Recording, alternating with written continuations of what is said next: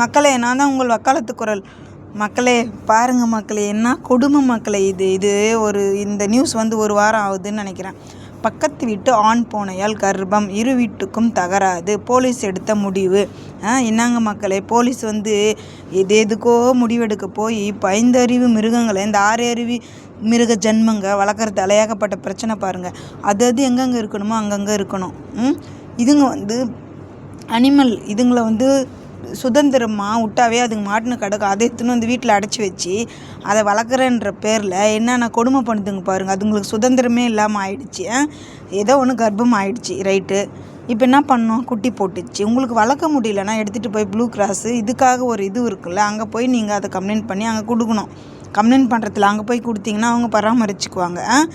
இப்போ இதனால் வந்து வெட்டுவேன், குத்துவேன், ஆசிட் அடிப்பேன், உன்னை அங்கேவா பார்த்துக்கிறேன் இங்கேவா பார்த்துக்கிறேன்னு சொல்லிட்டு இந்த 6 அறிவு ஜென்மங்க என்ன பண்ணியிருக்குது பாருங்கள். இதுங்களாம் எப்போ தான் திருந்தோம்?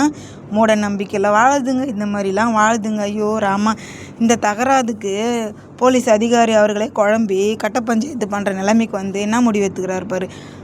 4 குட்டி போட்டுதா, உனக்கு 2 குட்டி, உனக்கு 2 குட்டி வச்சுக்க நிற்கிறார், ரைட்டு விடுங்க. அப்போ 5 குட்டி போட்டிருந்தா என்ன பண்ணியிருப்பார்? 7 குட்டி போட்டிருந்தா என்ன பண்ணியிருப்பார்?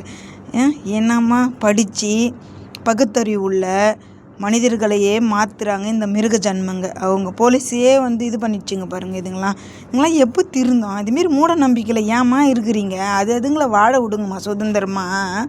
கிளியை பிடிச்சி கூண்டில் அடைக்கிறீங்க, மயிலை பிடிச்சி காலை உடைக்கிறீங்க. என்னம்மா இது, கிளியை பிடிச்சி கூண்டில் அடைச்சி மயிலை பிடிச்சி காலை உடச்சி பாட சொல்லிக்கிற உலகன்ற மாதிரி ஏமா இப்படி பண்ணுறீங்க?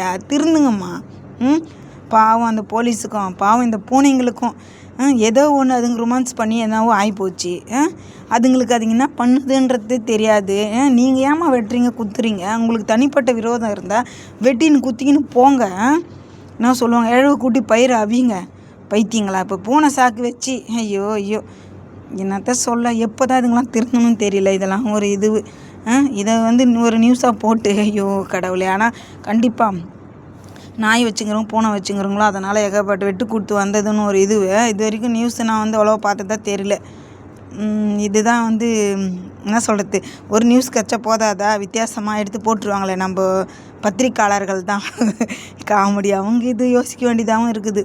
என்னத்த சொல்ல, இன்னும் யாருமே திருந்துற மாதிரியும் இல்லை. அதுங்க சுதந்திரமாக வாழ விடுற மாதிரியும் தெரியல.